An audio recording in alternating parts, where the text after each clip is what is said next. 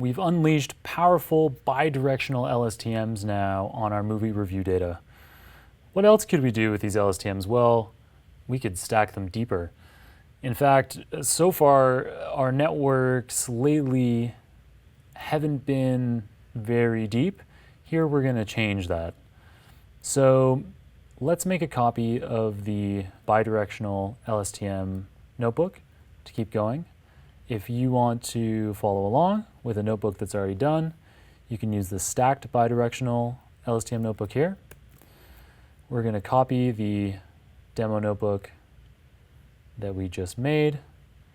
We're going to give it a new title, Stacked by LSTM Demo, and change the title to reflect that, Stacked Bidirectional LSTM Classifier. And so now we're going to be classifying IMDb reviews by their sentiment with a stacked bidirectional LSTM. Cool.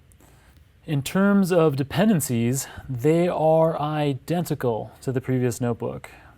We can clear our output so that we don't have any to cloud our way. We'll load our dependencies. Our hyperparameters, we're going to change the output name. So let's change it to stacked LSTM so that our data are going to a new place. We only need 4 epochs here. And the embedding information stays the same.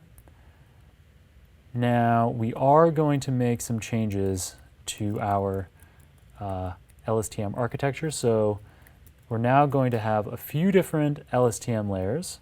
So we'll start with 1. We can actually drop down the number of cells in it. I'm dropping it from 256 to 64. Might not be the optimal. You can play around with other options at home, but I found that this worked pretty well. And then we're just going to add a second LSTM layer. So let's have 64 in that one as well. And we can keep our dropout the same at 20%. I found that worked pretty well. We're going to load our data in the same way, preprocess our data in the same way. However, our architecture is going to be updated. So we need to add in our second bidirectional LSTM layer. So probably unsurprising to see that we're going to copy and paste in a new layer, one right after the other. Let's change these values to the specific and LSTM1 and 2 values. And let's set return sequences equal to true. So you hadn't seen this before. When we were previously returning information out of our bidirectional LSTM layer, we were only returning information from the final cell. So we weren't sending out information into the output layer across all of the time steps that we were looking at with our LSTM. We were only sending out information from the final time step.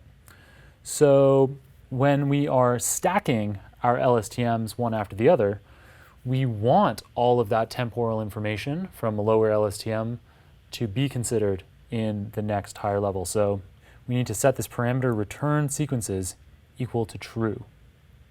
That will retain the temporal dimension. That's it. Everything else is the same. Let's have a look at the model summary and see how that changed things.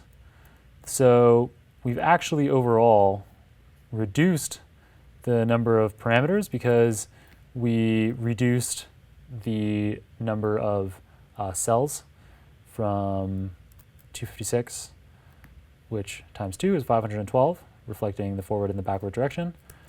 In the stacked LSTM, we had 64, so now we see 128 in the forward and backward direction. So even though we've added another layer and some extra complexity, the number of parameters has gone down from a total of 1.3 million to 800,000. Now configuring the model is the same, and training the model is the same as well. Let me give you a sense of how long things take. So with our bidirectional LSTM, it was about 140 seconds, 120 seconds, about 2 minutes after the data load in on the first one, about 120 seconds per epoch. In the stacked 2-layer bidirectional LSTM, I was seeing times about double that, about 4 minutes per epoch. So even though we've reduced the number of cells in each layer and the number of cells overall, the number of parameters overall, there is added complexity there from a modeling perspective. So let's not sit here and watch that train over the next 16 minutes. That doesn't seem like a good use of your time. Let's skip straight through to the results. So with our bidirectional LSTM, we were seeing our final results looked like the best epoch that we had was 87% accuracy and an ROC of 94 and a bit. With our stacked bidirectional LSTM, we get another 0.5% out of the validation accuracy. And bear in mind that this validation accuracy gets harder and harder to come by as you deal with a lot of the easier reviews. It gets trickier and trickier to hack away the fractions of a percent near the end. And our ROC went up from 94.4 to 94.8. So a respectable increase, confident in saying that that made an appreciable difference by stacking things. And you could go further by stacking 3 layers if you wanted to and playing around with the number of cells in each layer, the various hyperparameters, to see how you could improve fit even more with this new stacking ability that you have. The last thing that I want to have a look at in this section is something you may not have considered, and that is stacking our convolutions and our LSTMs together.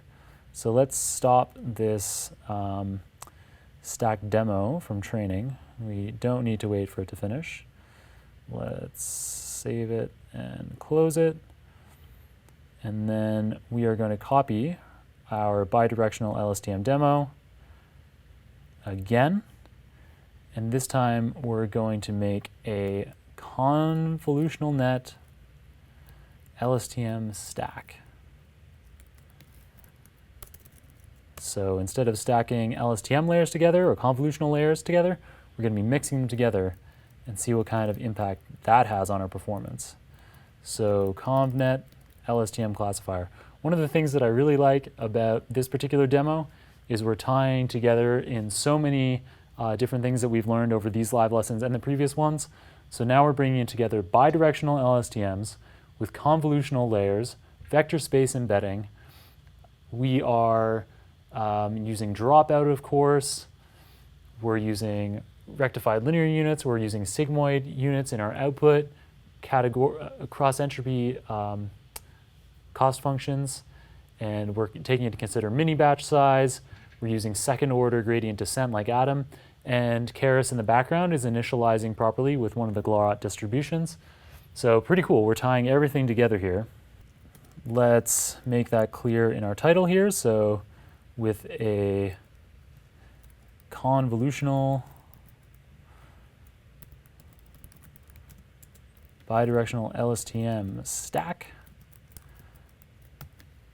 If you're looking for the completed notebook, I gave it a really silly name. I called it Ye Old Convolutional LSTM Stackaroo. So you can go find that file. If you don't feel like making these changes. So this is pretty similar to our bidirectional LSTM. Oh, we've got to remember to close down those other running notebooks. This stacked by LSTM demo notebook, because we interrupted it while it was training, it has a bunch of things loaded up on the GPU. So if we head over to the GPU here, we can see that a lot of the memory, almost all of the memory, is being used up by that notebook. So we need to close it down to free up that space. Let's have a look back at our NVIDIA SMI. And there you go. Now none of the memory is being used. So it is free for our convolutional LSTM stackaroo. Let's clear the outputs. And there aren't too many changes to make here. The only change is that we need to add our convolutional layers from earlier in these live lessons. So we need to import those, conv1d, and a max pooling layer as well. All right, and then we need to change the name of the output file. We can call it convolutional neural network LSTM, CNN LSTM. We only need 4 epochs here to get the results that we need. And our embedding layer parameters stay the same. We simply need to add a few more parameters to reflect our convolutional and LSTM layers. So let's have in our convolutional layer 64 filters or kernels, and let's have our kernel size be 3. Earlier in these live lessons, we used global max pooling in conjunction with our convolutional layers. This time we're going to give max pooling a shot, which is something we were familiar with from our previous live lessons with our MNIST data. So we need to specify the max pooling filter size. So let's say a length of 4. And we also need to specify our LSTM layer architecture. We could leave things the same, but let's reduce the number of cells to 64 just to keep the complexity, computational complexity, a little bit smaller. So we load in our data the same way, we pre-process our data the same way, and we need to make some changes to our neural network architecture again. So embedding layer stays the same, spatial dropout on the embedding layer stays the same. We're going to add the convolutional layer as the next step. So let's add in that layer. It's conv1d, and we are adding in, we need to specify our parameters are the number of neurons in the convolutional layer. They are the kernel size, which we specified above, and we're going to be using ReLU neurons in there. We are adding in a max pooling layer to reduce the complexity of the outputs, and that will be of size max pool size. And then our bidirectional LSTM, that stays the same. Our output layer, that stays the same. Cool. Let's have a look at the model summary. Nice. And then we will compile the same way as always, and we'll train the same way as before. So let's have a look at the results instead of waiting around for not too long. I have about 30 seconds an epoch when I was running it. But let's skip right to the results. So our bidirectional LSTM was seeing better results than the stacked bidirectional LSTM. Let's see, how good did the stacked bidirectional LSTM get? It got up to 87.6% accuracy. I got up to 87.4% accuracy, validation accuracy with the convolutional LSTM stack for an ROC of about 94.6. The double stacked bidirectional LSTM was in the same ballpark, 94.8. So the two LSTMs on top of each other were outperforming the LSTM stacked on top of the convolution by just a little bit, just a tiny bit. However, let's look at the training times. So the bidirectional LSTM stack, 2 layers, was taking about 200 seconds, more than 200 seconds per epoch, whereas the convolutional one was 30 seconds. So it's a quarter of the time. And that's the kind of thing to take into consideration. If you can do the training in a quarter of the time and get about the same results, that could be worth making that change in a lot of situations. It allows you to iterate more on your hyperparameters, and probably not a very tangible difference to our results. So that's cool. Everything is looking great. Everything makes sense, but there's one little thing, and that's that it was quite some time ago in these live lessons that we outperformed our performance with just convolutional layers. So maybe there's something there. Is there something in addition there that we can do some other way, given the constraints of this data set, the smallness of this data set? Is there some way that we can take advantage of convolutional layers in a new way and get some even better results? That's coming up next.